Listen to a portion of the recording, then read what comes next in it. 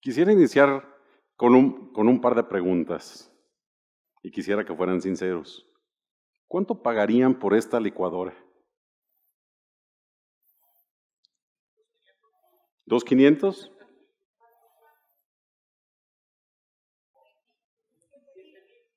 $7,000. ¿Cuánto pagarían por este molcajete?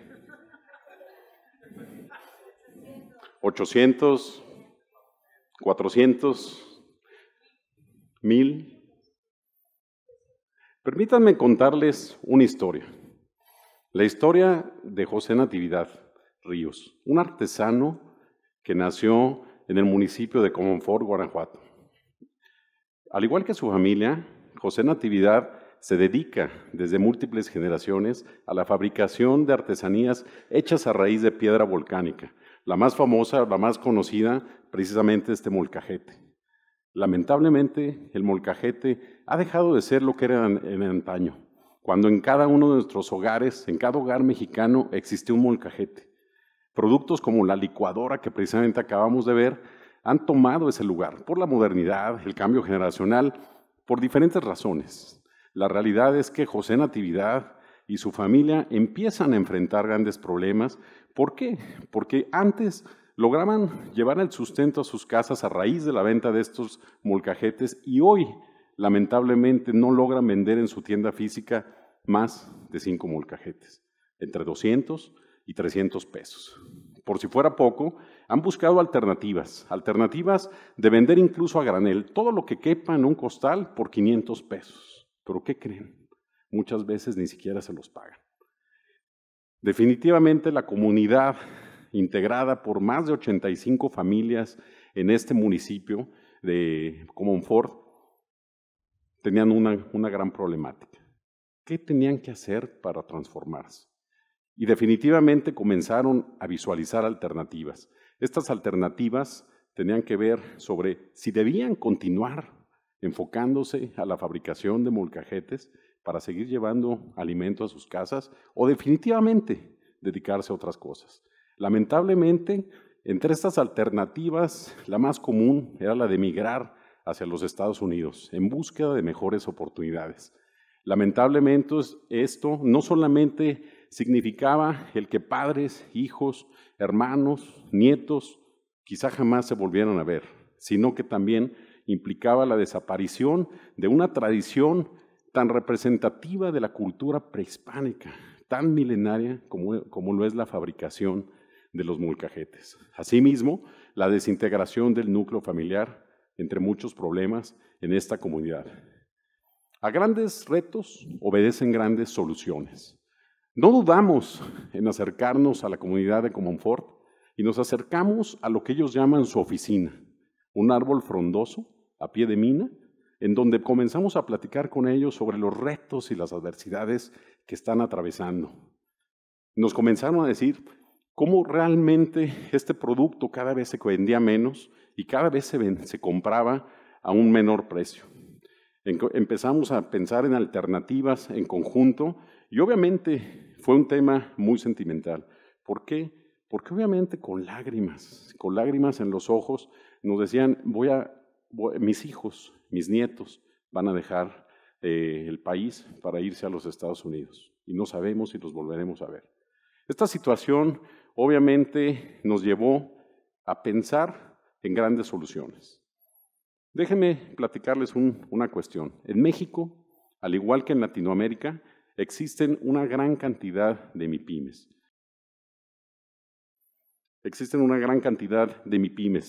El 99% de las MIPYMES a nivel nacional en Latinoamérica, en México y Latinoamérica, son pymes y el 88% son pymes. Y por si fuera poco, generan el 68% de los empleos en México y aportando el 25% al PIB. Esa es la importancia que tienen estas empresas en el ecosistema económico. Sin embargo, si hacemos un comparativo con lo que ocurre a nivel mundial, por ejemplo en continentes como Europa y Asia, vemos que al menos el 50% de las MIPYMES o pymes están exportando. Y además lo hacen de manera directa, es decir, a través de canales digitales, a través de sus propios canales, y llegan directamente al consumidor final. No obstante, en México no ocurre eso. En México, cerca del 88%, más del 80% de las empresas están actualmente vendiendo de manera indirecta. No llegan a conocer a sus clientes y sobre todo menos del 5% logran exportar, porque no saben o porque simplemente es un territorio desconocido para ellos. Ante esto, analizamos cuál es la diferencia entre un grupo y otro. Y lo que vemos es precisamente que el grupo de las empresas en Europa, en Asia o incluso Estados Unidos se han atrevido y han desarrollado a lo largo del tiempo ecosistemas. Ecosistemas que el diccionario define como un conjunto de seres vivos que colaboran de manera sinérgica para poder llevar una evolución y desarrollar un equilibrio entre las mismas. Si hacemos un paralelismo entre lo que es un ecosistema económico y lo que es un ecosistema biológico, vamos a encontrar elementos muy parecidos para poder ir relacionando uno con otro. ¿Cuáles son estos elementos? El primero de ellos es el mercado. El mercado, que siempre es cambiante, que siempre es desafiante, tiene que ver precisamente con lo que es el medio ambiente, los seres vivos con los empresarios, los proveedores de materias primas, los fabricantes, los prestadores de servicios. Los nutrientes, la sal, la tierra, tiene que ver precisamente con las materias primas y con los productos intermedios que posteriormente se traducen en productos terminados. Y finalmente, y no menos importante, el sol, la energía solar, que es la responsable de la fotosíntesis y que a su vez en el microecosistema económico tiene que ver precisamente con las ideas, la capacidad y la fuerza de una idea. Entonces, ¿dónde comienza a nacer un ecosistema? ¿Qué necesitamos como México y Latinoamérica para provocar la generación y el nacimiento de más ecosistemas? Bueno, primeramente, hacer énfasis en un binomio muy importante, lo que es la oferta y la demanda. Y escuchar dos factores importantes. Cuando estos dos elementos tan simples, tan sencillos, se comunican entre sí, entonces estamos dando el primer paso hacia un ecosistema. La demanda, ¿qué nos dice? ¿Qué necesita mi cliente? ¿Quién es mi cliente? Y la oferta, ¿cómo puedo regresar a mi cliente información adicional para que sea un producto de alto valor agregado? Entonces, en este sentido es donde se hace un loop muy interesante, pero obviamente la oferta tiene que responder de una manera muy impactante. Y para eso voy a hacer referencia a uno de los grandes gurús del marketing a nivel mundial, Guy Kawasaki, quien nos dice, ¿eres diferente o eres barato? Si nos atrevemos a ser diferentes y si respondemos no compitiendo por bajo costo, no compitiendo por mano de obra barata, ese momento México y Latinoamérica lo perdimos hace mucho tiempo, esa posición. Nos atrevemos a competir por diferenciación, por valor agregado, es entonces cuando estamos generando un verdadero cambio. Si nos atrevemos realmente a ser diferente, ¿qué sucede? Pues empiezan a generarse grandes transformaciones. Eso es precisamente lo que nos lleva a generar un microecosistema de riqueza que lo definimos como un conjunto de empresarios, de fabricantes, de seres vivos que trabajan de manera conjunta en todo en todo lo que es el sistema económico para poder exponenciar las cualidades de un producto y poderlas llevar al mercado en las mejores condiciones de venta y en las mejores condiciones de margen de utilidad. Cuando logramos esto, logramos generar un microecosistema. Y este microecosistema, imaginémonos que tomamos una roca y la lanzamos a un río. Y esta roca la lanzamos con tal intensidad que genera ondas expansivas. Estas ondas expansivas alcanzan a una gran cantidad de empresas, las abrazan. Ese es el efecto que genera un microecosistema, donde proveedores, fabricantes, proveedores de materias primas, proveedores de servicio generan un impacto donde realmente cae la roca en el agua y se genera este cambio tan relevante. Entonces, ¿qué sucede? ¿Qué sucede cuando un microecosistema de riqueza se implementa? Pues ocurre esto. ¿Qué pasó? ¿Qué pasó con la comunidad de José Natividad? Quizás se preguntaban, bueno, ¿qué fue lo que ocurrió, Luis? Pues implementamos un microecosistema de riqueza. Este microecosistema de riqueza nos permitió escuchar lo que el mercado necesitaba. Respondimos no con el mismo molcajete, tuvimos que transformarlo. Tuvimos que hacer molcajetes, ¿por qué no decirlo sexys? Que fueran atractivos, que se quisieran tener no solamente para elaborar la salsa o el guacamole, sino que llegaran a China, a Shanghái, los invitados y lo presumieran. Se tuvo que trabajar en la narrativa, se tuvo que trabajar en la mística, se tuvo que vender más allá de un molcajete el pedacito que es Comonfort, el pedazo que es Guanajuato, lo que representa el trabajo artesanal. Y estos son los resultados. Pasamos de $5 a $120. Pasamos a un incremento, fíjense, un incremento en margen de utilidad de un 100%. Esto realmente transforma completamente la vida. Hoy realmente hemos rescatado esta tradición y tendremos molcajetes para múltiples generaciones, que es un tema sumamente importante. Y lo que es aún más impactante es que estos productos están llegando a diferentes países, se están promocionando en más de 90 países y sobre todo en regiones como Estados Unidos. El último se vendió hace poco en Hong Kong. Entonces, imagínense lo que se puede lograr si comenzamos picando piedra, pero piedra volcánica, y se logra esta transformación. Pero no solamente hablar de números, no solamente venir a hablar de números, son impactantes y por supuesto han cambiado la vida de los artesanos. Pero ¿qué pasa con el impacto social? Los hijos, los nietos de José Natividad y la comunidad ya no tuvieron que irse a Estados Unidos. Hoy trabajan juntos hacia un nuevo porvenir.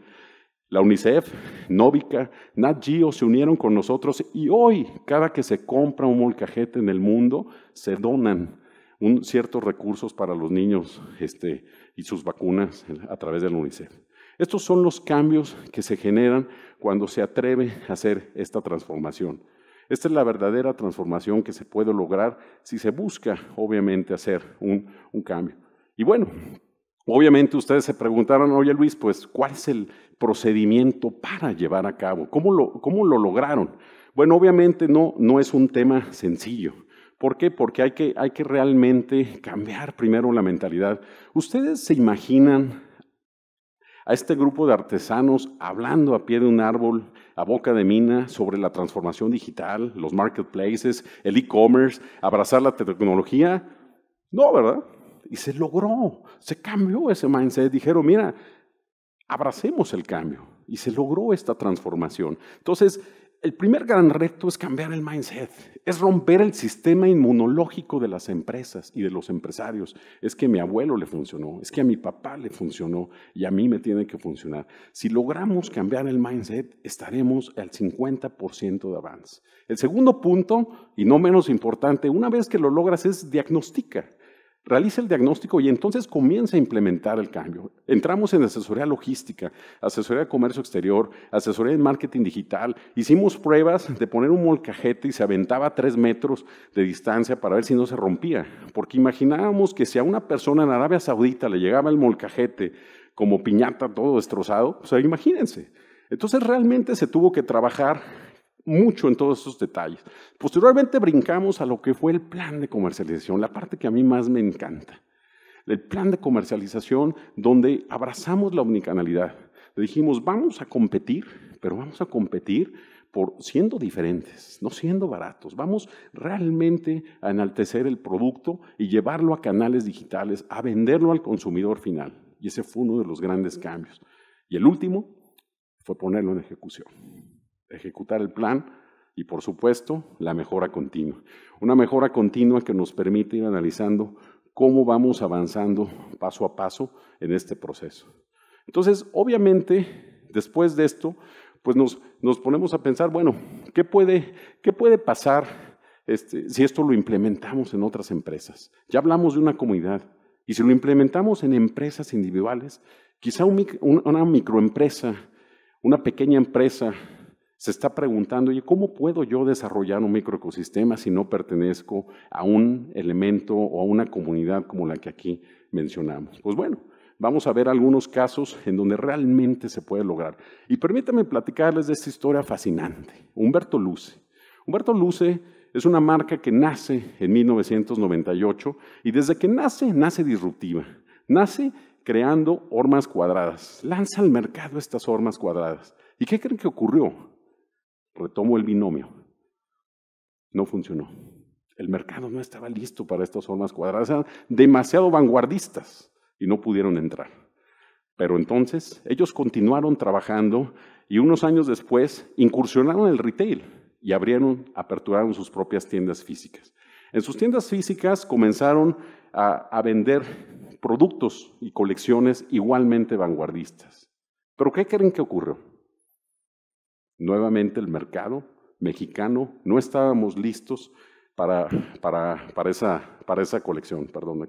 Entonces, realmente, después de esta situación, lo que ocurre es que ellos con tenacidad dicen, bueno, vamos a mostrar el producto al mundo, vamos a llevar el producto al mundo y entonces incursionan unos años después en lo que es el marketing digital, el cross-border e-commerce. Y comienzan entonces al cross-border e-commerce. ¿Y qué pasa?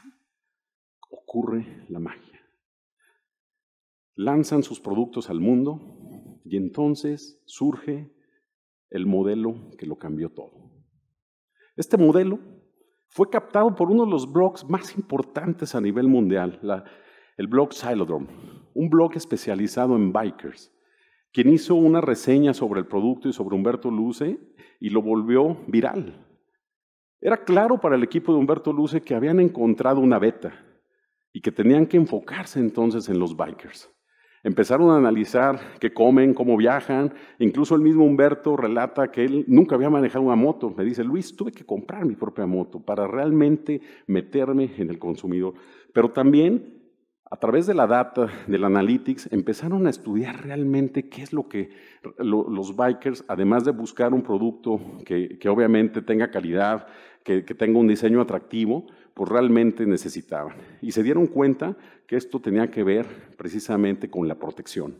Entonces viajan a Inglaterra y cierran un convenio con D3O, una compañía donde hacen un joint venture, y esta compañía lo que hace es realmente generar productos antiimpacto. Se dieron cuenta que los tobillos de los motociclistas son los más lastimados cuando generalmente tienen accidentes no fatales y por supuesto la moto les cae encima y les lastima los tobillos. Entonces fueron capaces de generar un calzado con un dispositivo llamado D3O, que realmente protege completamente contra el impacto.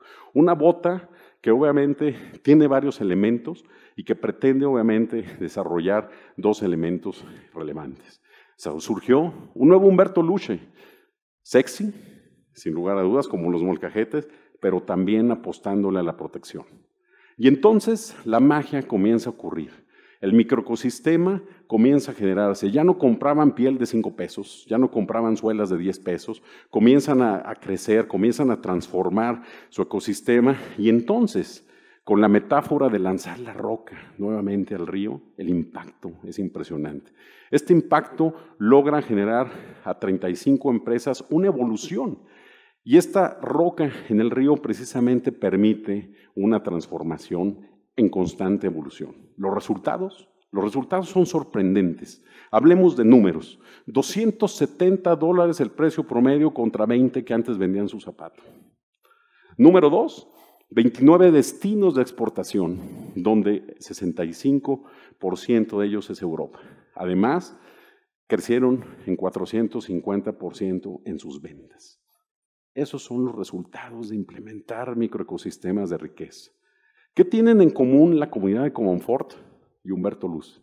¿Qué tienen en común estos dos microecosistemas? Elementos muy importantes. Primero que nada, le apostaron al valor agregado, se la creyeron. Dijeron, bueno, no importa que sea un molcajete que no pagan 150 pesos más, vamos a transformarlo. No importa que mis formas cuadradas no hayan tenido éxito, en el futuro lo tendremos. Número 2, abrazaron la tecnología, D3O, Data Analytics, el Marketplaces, con los fabricantes de la comunidad de Comonfort se les enseñó a usar muchas herramientas digitales y también, no menos importante, la estrategia omnicanal. No solamente el retail tradicional, sino el comercio digital, que no es el futuro, es el presente, y les ayudamos a transformarlo. Y entonces los resultados pues no se dejaron ir, no se dejaron esperar y comenzó esta gran transformación. ¿Pero qué creen? Lo más relevante, aún no lo he dicho. Ya hablamos de los microecosistemas. Trabajan de manera aislada. Pero ¿qué sucede cuando estos microecosistemas comienzan a trabajar juntos? Comienzan a engranarse. Ya les hablé del microecosistema que generamos en Comonfort. Este microecosistema en donde obviamente se está trabajando con la piedra volcánica. Bueno, en Tarandacuao estamos trabajando también con lo que es otro microecosistema especializado precisamente en lo que es la cerámica de alta temperatura.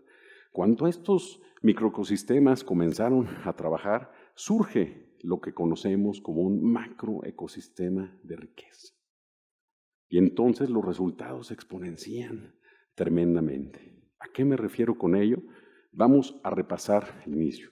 Comenzamos en $5. Después implementamos un microecosistema de riqueza y brincamos a $119.